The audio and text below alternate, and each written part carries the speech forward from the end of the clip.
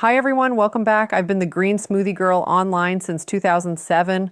Imagine it's a Tuesday morning, you're at the grocery store, you've got your cart full of food, and you swipe your debit card. Declined. You think, that's weird, and check your app. It's not that you're out of money, it's that your bank account is just gone. No warning, no email.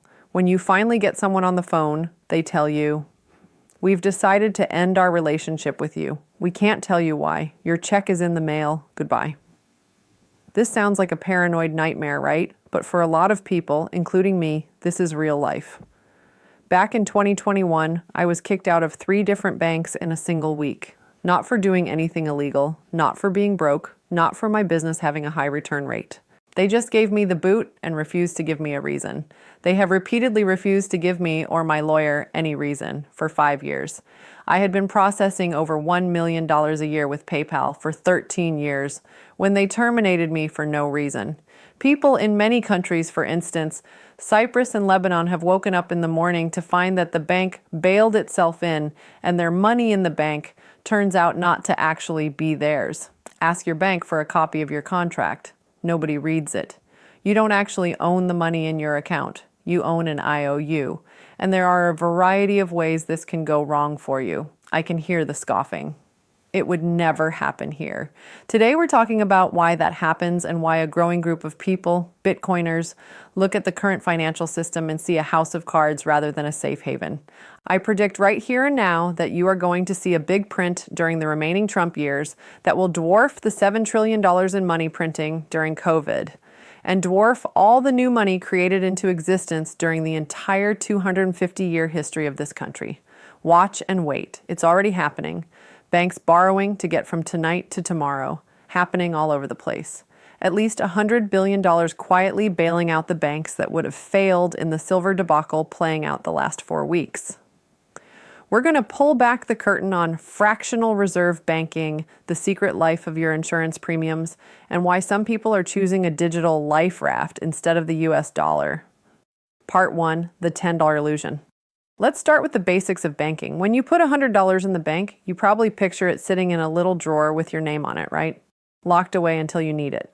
The reality is much crazier. Your money is not sitting in a drawer waiting for when you need it. It's called fractional reserve banking. When you hand the bank $100, they don't keep it. They are legally allowed to take about $90 of that, at times up to $99 of it, and lend it out to someone else to buy a car or a house. They only keep a tiny fraction in the vault. Now, here is the magic trick. Your bank app still says you have $100, but the person who borrowed your money also has $90 in their pocket.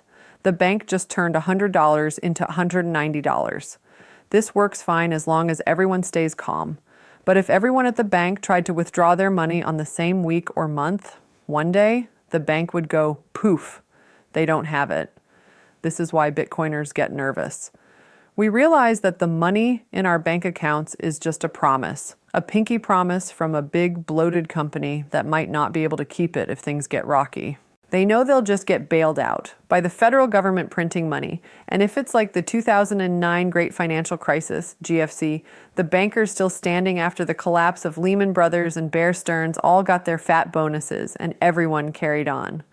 You, the taxpayer, were left holding the bag on that debt, and 10 million Americans lost their home during the GFC. Stop watching Bitcoin hit new highs from the sidelines while wondering if you're too late, or feeling bad that you first heard about it when it was $8,000 and now it's far more than 10x that much. You ready for our core theory for Bitcoin in 2026? Come to class for free on Wednesday to try out our classes. My co-teacher and I both have thousands of hours of research, each on this 17-year-old perfect money asset, Bitcoin.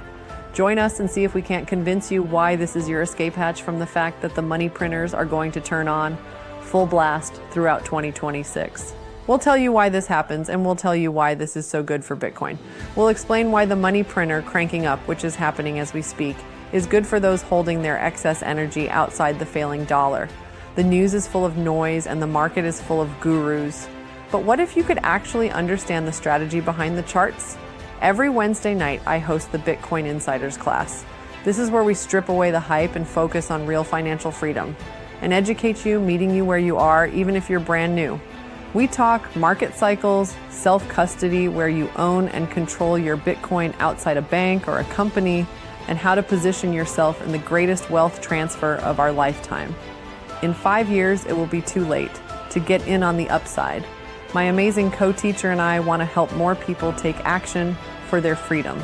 I'm giving you a free pass to join us this Wednesday. Check out the link to sign up and we'll send you the Zoom link. No fluff, no holding anything back. Wouldn't you love to hear about the one and only true free market and why it matters so much there cannot be more than 21 million Bitcoin? 95 million people own some. Come learn why. Grab your ticket to a free class this Wednesday and I'll see you there. Part 2, the insurance trap. Now let's talk about insurance. You pay your car or home insurance premium every month because you want a safety net. You assume that money is being saved for a rainy day. But insurance companies are just like banks. They don't settle for taking your premiums and paying out less in claims. They also take your payments, what they call the float, and they immediately go out and invest it to make themselves more money. Where do they put it? Mostly into bonds. Think of a bond as an IOU from the government. The insurance company gives the government your money, and the government promises to pay it back in 2 or 10 or 30 years with a very small amount of interest. So your safety net is actually tied up in government debt. If the government prints too much money and the dollar loses its value, which is called debasement, your insurance company's investments shrink in value. And here's the kicker. These companies are huge, faceless, and bureaucratic. Just like my experience with the banks, they can deny your coverage, delay your payments, or go bankrupt if their gambles in the bond market don't pay off. You're taking all the risk, and they're making all the profit. Part 3. Why Bitcoin is the opt-out. This brings us to why people are moving to Bitcoin. It's not just about a price graph going up. It's about freedom from permission. In the old system, the bank is the gatekeeper. They can censor you, kick you out, or lose your money. Bitcoin changes the game because it has no CEO and no headquarters. It's run by math. Bitcoiners see it as 3 things. A store of value. There will only ever be 21 million Bitcoin. The government can't print more to bail out a failing bank. This means your savings can't be watered down. Censorship resistance. No one can kick you out of Bitcoin. If you hold your own keys, which is like your digital password, no bank can tell you what to do with your money. Self-insurance. Instead of trusting a giant insurance company that's gambling with your premiums in the bond market, holding Bitcoin is like having a personal insurance policy against the entire fiat currency system failing. The system we live in is built on debt and promises. It feels stable until the moment it isn't, until the bank closes your account or the dollar doesn't buy what it used to. Bitcoin is the first time in history we've had a way to save money that doesn't require a middleman to hold it for us. It's a way to be your own bank. It's about taking the power back from those bloated companies and putting it back in your own hands. If you're tired of asking for permission to use your own hard-earned money, it's time to start learning how to opt out. Bitcoin is volatile, and it's a 17-year-old network and money that has grown and is decentralized so that no country can ban it. It's not for those who can't tolerate the volatility. We teach people how to dollar cost average, so you're buying a set amount each week, so that you don't accidentally buy it all at a high price and feel terrible in the dips or even occasional crashes in price. Thanks for hanging out with me today. Join our Wednesday Bitcoin classes, where we cover the fast advancing news every week and train you in why nearly 100 million of us around the world and more public companies and banks are holding the only truly free market money in the world.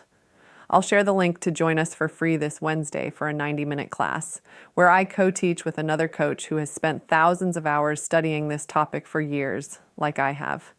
The link I'll share gives you a free class. We love to answer your questions in the chat, in class, and we love beginners. If you like it, join our community and we'll chat every Wednesday, because for Bitcoin to change your life, you have to spend a bit of time understanding it. See you Wednesday.